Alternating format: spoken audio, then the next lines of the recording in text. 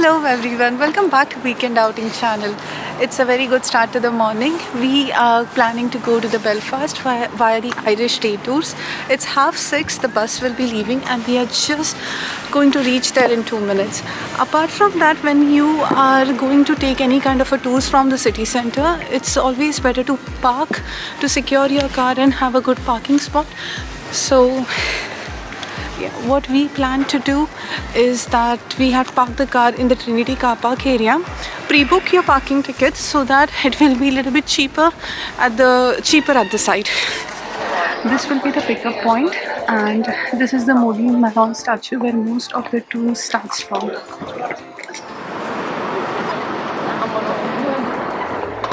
Going to the Dark Hedges and Joyce Causeway. Yeah. Yeah, Belfast. Yeah, Belfast. Yeah, Belfast.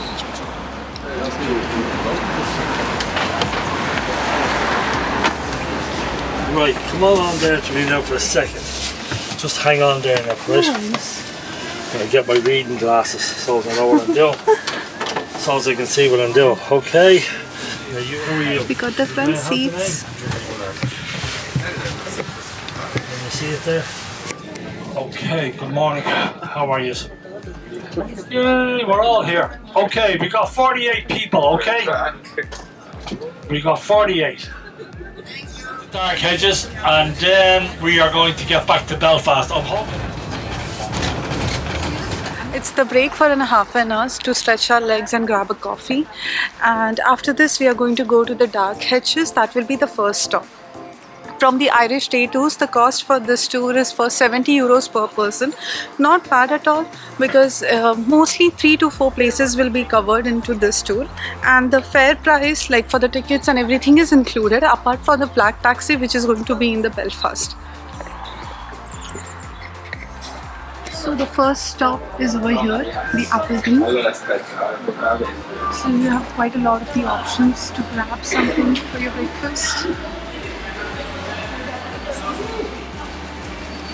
Subway is not open. That's a good breakfast option. Costed around €10.65 for it. Not bad. And then we are going to grab the coffee after that.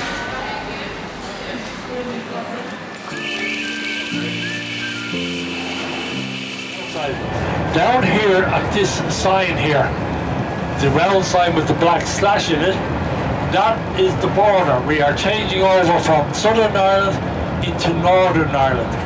So this is where we change over, and we're going now from the European Union into the UK.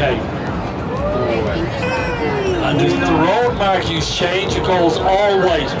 A full white line on the inside, a full line white on the outside, and a dotted line in the middle. So in just few minutes we are going to see the Dark Hedges. Now if you're coming with a tour bus, there's a allotted parking area for that, and then you have to walk past it to go to the Dark Hedges. And if you're coming with your private car, there's a small parking, not like a parking area, but just adjacent to the Dark Hedges, you can park your car and just walk around over there.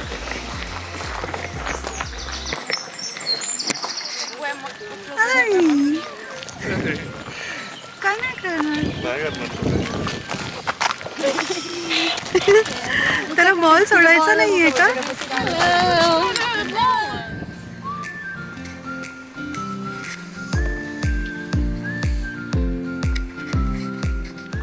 Talking a little bit about the Dark Hedges, this is in the county Antrim. Now this is in the Northern Ireland. Northern Ireland is the part of the UK, and Dark Hedges got famous because of the most watched television show, which is Game of Thrones, and this scene was aired in season 2 episode 1, and it's very beautiful. Now about its history, in 1775 there was a man, James Stewart. He built a new home and he named it after his wife. And when he was building the house, he got 150 trees, which are the beeches trees, so for his entrance of the house, which would look very beautiful and magnificent. And this is how it looks.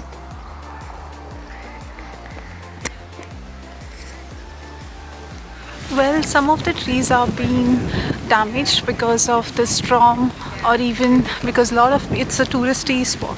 So most of the people park their car over here, and that caused the damages to the roots of the tree, and that's the reason you're not able to see the complete tunnel for the beech's trees here. But you can still appreciate it.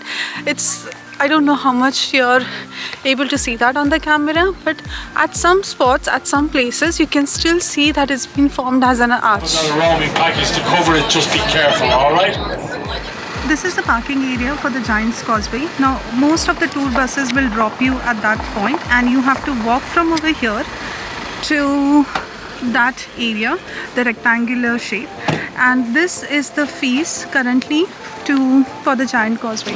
Now, since you are all coming from the tours, it will be easier because the Irish Day tours, they have in the ticket fare itself, this admission fee is included, so you don't have to pay anything extra as an entrance fee to come here. And in case if you don't wish to walk, there are small tour buses. I don't know what are the charges for that, but if you don't want to walk, you can get them, and they will directly drop you at the Giant Causeway.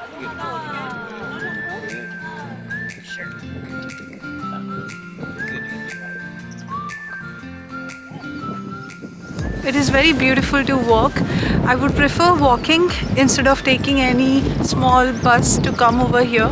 I don't know how much the cost is for the small buses. Might be when you come with your private car and you go for the parking space for over there, they might let you know about all those charges. And it's just amazing. It's amazing and beautiful at the same time.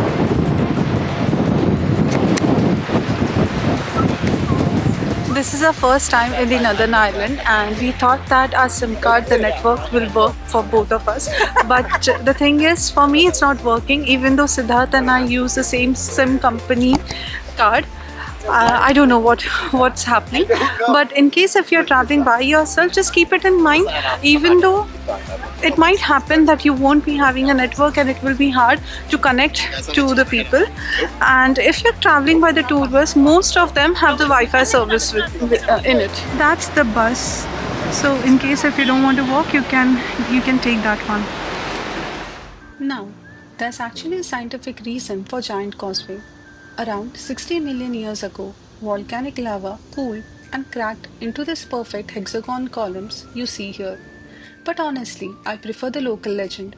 They say the stones were built by the giant Pin McCool as a bridge to Scotland. When he saw how huge his rival Benendoran was, he ran home in fear. His clever wife hid him as a baby, and when Benendor saw the infant, he thought, if the baby is this big, imagine the father. He fled back to Scotland, smashing the causeway behind him.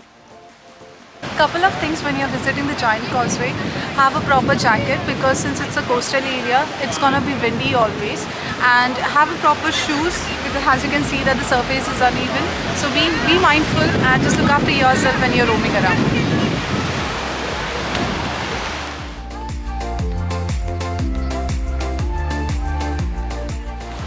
Since it's our first time that we are roaming in the Northern Ireland, and I feel that it's a personal choice whether to get the private car and to look around the places or come by the tours. Personally, I like both the options. It's just a mix and match of both of the things. Cross in Ireland, you'll see it here coming in here on the left hand side. St. Helens, I think it is. There's a big concrete Celtic cross.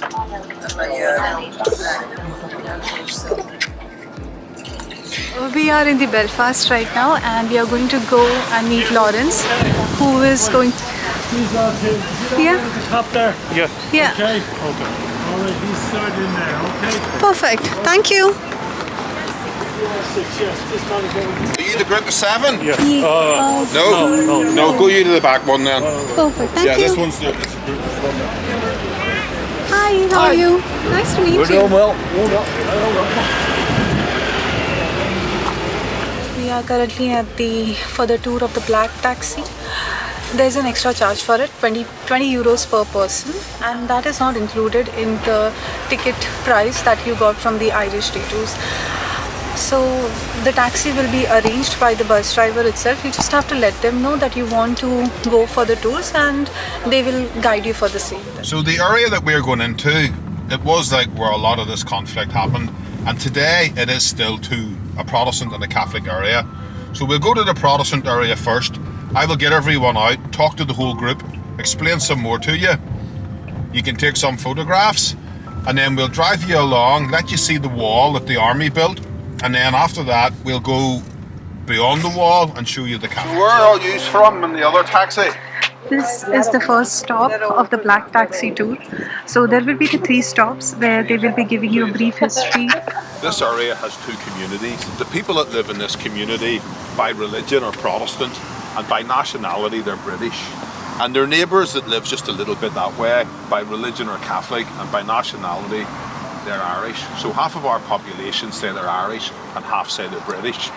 But things got really bad here, and in August 1969 there was riots in this area, and lots of people were burnt out of their houses, and the British Army were sent here to act as peacekeepers, and they started to build a wall through West Belfast, and this side was predominantly Protestant, so the Catholics moved out, and the other side of the wall where most of the Catholics live, the Protestant minority moved out of there. But that wasn't the end of it, that was just the beginning. On both sides, paramilitary organisations started to form. This mural, if you see it closely, no matter from where you stand, it feels like the gun is pointed towards you. And it was supposed to be temporary, just to stop people having their homes attacked. But it's been here over 50 years now, and it has been extended. Today, this wall runs right up to that hill that you can see in the distance. It goes down past that building, right down into the city. Yeah, on past there into the city centre. Where right now the gates are open, so we can drive from one side to the other, but they do lock the gates at night. Now, all this graffiti is just street art. Street artists are permitted to do street art on this wall. There's nothing political. The tourists like to write messages on the wall. That's why I'm standing holding all these pens. So it's, anyone want a pen? Yes, me. Right. So you have to leave your bank details and your PIN number. Give me yours, I will write mine. But if you go there, they like to throw stuff over at each other. Today is? So they make it taller and stuff. This is just one of many. These walls were used all over Belfast in areas where there was conflict between.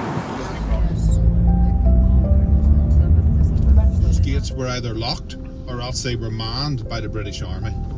You know, like a checkpoint. But now they're open and you can drive through easy enough. But at night time, those gates still get locked at night. 8 o'clock at night. Even today? Oh yeah, tonight at 8 o'clock they will be locked, yeah. Okay. We are just done with the Black Taxi tour and it costed 20 euros. It's not the pounds that we paid in. And we even got a fridge magnet in the giant Causeway. So even when you're paying over there's an option to pay either in the pounds or in the euros. You can just select them.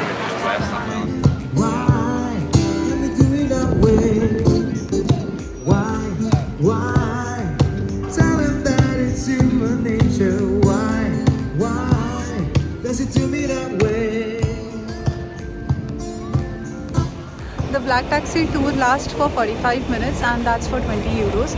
Now, apart from that, you will even have another 45 minutes to roam around the Belfast city centre.